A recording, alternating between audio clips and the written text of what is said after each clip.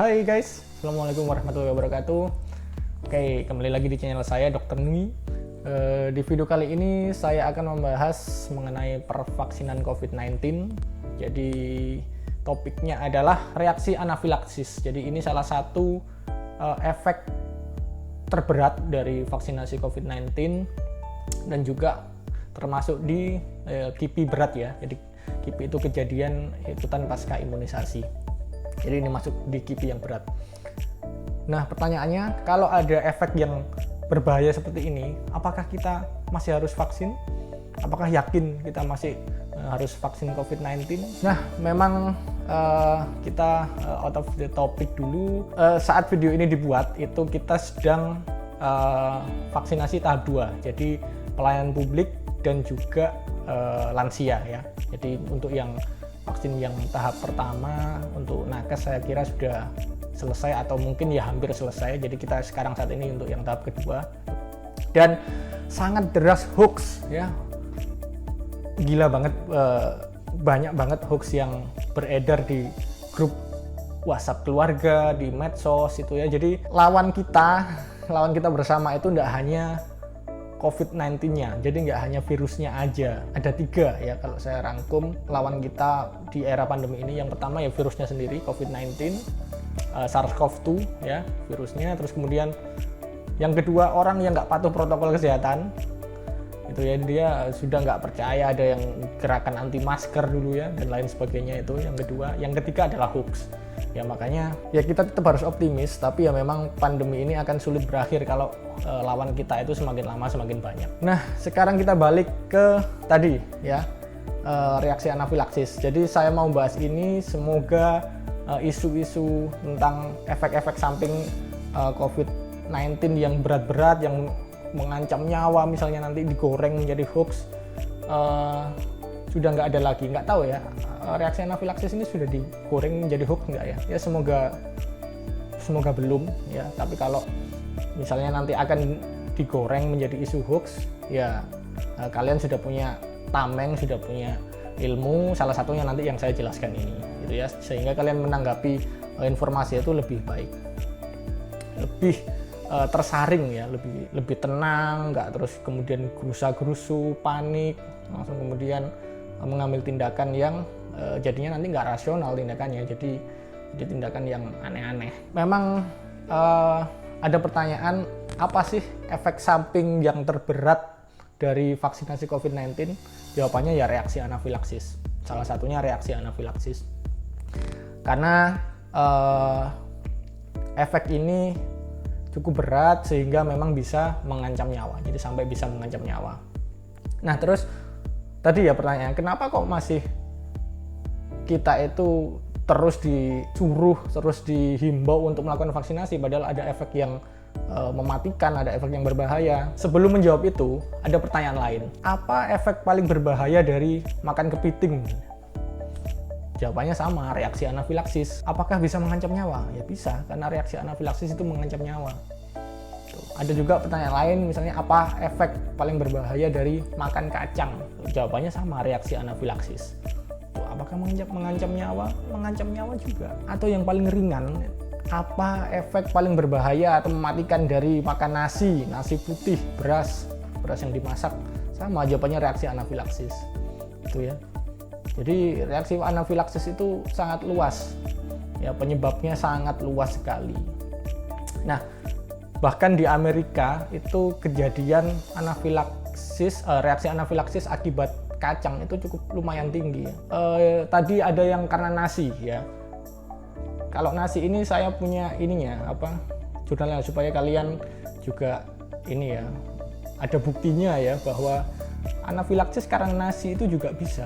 Judulnya Rice Induced Anaphylaxis, IgE mediated bla bla bla bla bla, itulah yang jelas ini adalah anafilaksis karena terinduksi akibat nasi gitu ya, anafilaksis yang disebabkan oleh nasi. Ini penelitiannya atau case reportnya dari, ini namanya susah-susah ini ya nyebutnya, ini orang Jerman nih. Nah ini Würzburg, Germany.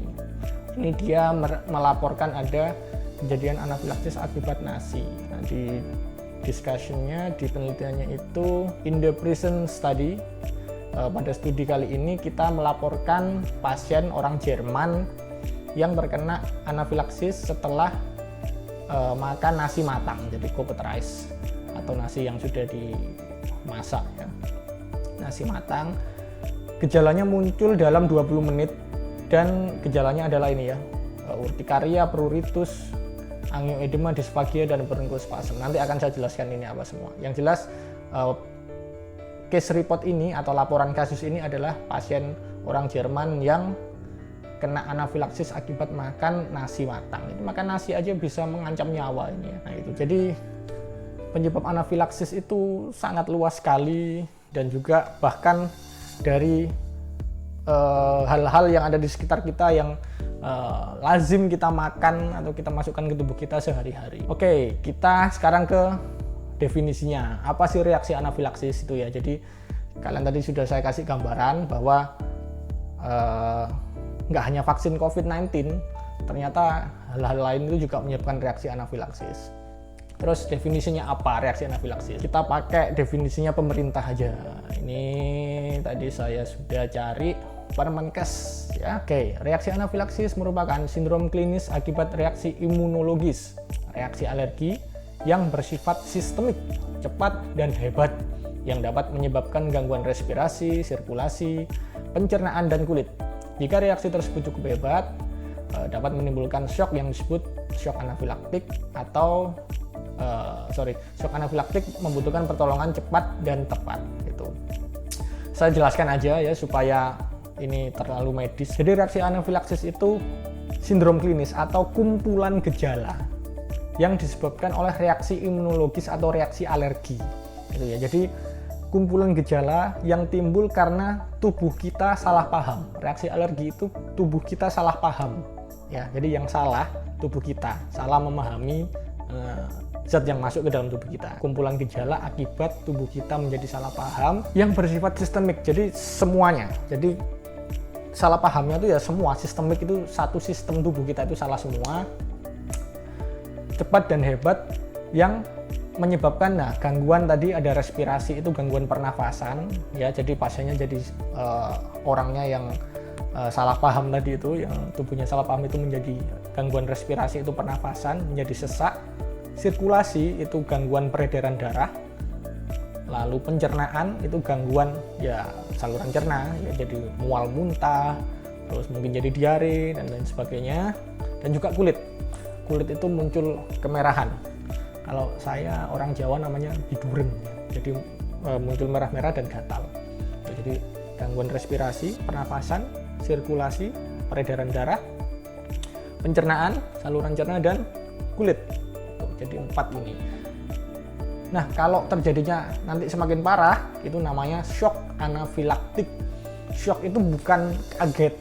Kalau kita kan kadang, shock aku, gitu ya. Itu bahasa itu kaget kalau itu. Kalau dalam istilah medik, shock itu bukan kaget. Orang reaksi anafilaktik menjadi shock anafilaktik itu tensinya mulai turun, terus kemudian telapak tangannya dingin, terus bisa sampai nanti ya kesadarannya menurun dan lain sebagainya. Jadi kalau sudah sampai ke shock itu sudah fase yang sangat berbahaya, mengancam nyawa. Jadi yang salah paham tubuh kita, kesimpulannya. Bukan kepitingnya yang salah, atau kacangnya yang salah, atau nasinya yang salah, karena ya orang-orang yang lain makan kepiting, makan kacang, makan nasi, saya juga makan nasi, nggak terjadi reaksi anafilaksis. Jadi yang salah bukan zatnya, termasuk vaksin, bukan vaksinnya yang salah, tapi tubuh kita itu salah paham memahami vaksin tersebut, akhirnya muncul 4 gejala tadi, gejala reaksi anafilaksis. Nah, terus solusinya gimana kalau kita mau vaksin tapi takut ada reaksi anafilaksis ini? Makanya itu SOP dari vaksinasi COVID-19 itu kan ada 30 menit setelah divaksin, kalian itu nunggu di tempat vaksinnya itu selama 30 menit. Karena memang kejadian reaksi anafilaksis itu bisa cepat ya, kalian dimasukkan obat langsung terjadi, jadi bisa 5 menit, makanya sampai 30 menit itu. Jadi itu kejadiannya bisa cepat, terus kemudian, nah karena kejadiannya cepat, kalian disuruh nunggu selama 30 menit itu, maka tim-tim yang sudah disiapkan oleh panitia vaksinatornya itu diharapkan sudah sigap kalau terjadi reaksi anafilaksis atau sampai shock anafilaksis. Jadi biasanya sudah ada kit emergensinya atau obat-obatan dan alat-alat untuk menangani reaksi anafilaksis ini. Makanya nggak usah takut ya. Jadi nggak usah takut karena ini adalah efek yang sudah diprediksi. Jadi ya memang salah satu efek dari vaksin ya bisa reaksi anafilaksis.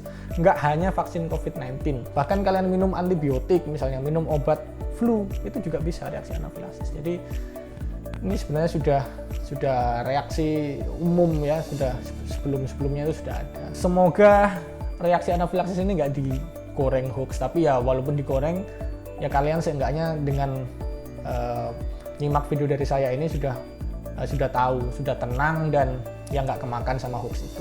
Nah pertanyaannya tadi, yakin masih vaksin COVID-19 walaupun ada reaksi yang mematikan seperti ini? Ya jawabannya ya sangat yakin gitu ya, karena reaksi anafilaksis ini memang kejadiannya sangat jarang, terus kemudian sudah diantisipasi, angka kesembuhannya atau tingkat kesembuhannya sangat tinggi, apalagi kita sudah siap-siap 30 menit itu kan pasiennya disuruh nunggu gitu. Jadi angka kesembuhannya sangat tinggi asalkan ditangani dengan cepat dan tepat.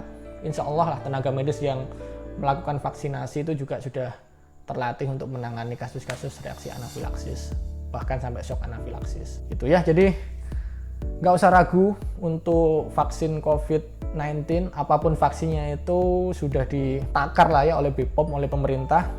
Itu semua demi kebaikan, karena dengan vaksin itu diharapkan ya terjadi ini herd immunity. Jadi goalnya sebenarnya herd immunity, walaupun belum ada bukti kalau vaksin itu mencegah penyebaran, tapi seenggaknya vaksin bisa mencegah kalian menjadi sakit berat gitu ya. Jadi angka kematiannya bisa ditekan, angka perawatan di rumah sakit bisa ditekan. Oke, saya kira itu yang bisa saya sampaikan. Terima kasih sudah nyimak video saya. Kalau kalian merasa video ini bermanfaat, boleh kalian like. Kalau nggak bermanfaat ya di dislike, nggak apa-apa. Stay healthy, stay away from hoax. Jangan sampai kemakan hoax, jangan nyebarkan informasi yang nggak jelas. Jadi kalau melihat hoax ya sudah cukup di kalian, langsung di delete aja, nggak usah semakin disebarluaskan kalau sumbernya nggak jelas itu ya. Itu juga kalian juga membantu dalam penanganan COVID-19 atau penanganan pandemi ini dengan meniadakan hoax. Itu dia. Oke, saya akhiri. See you in the next video. Bye bye. Assalamualaikum warahmatullahi wabarakatuh.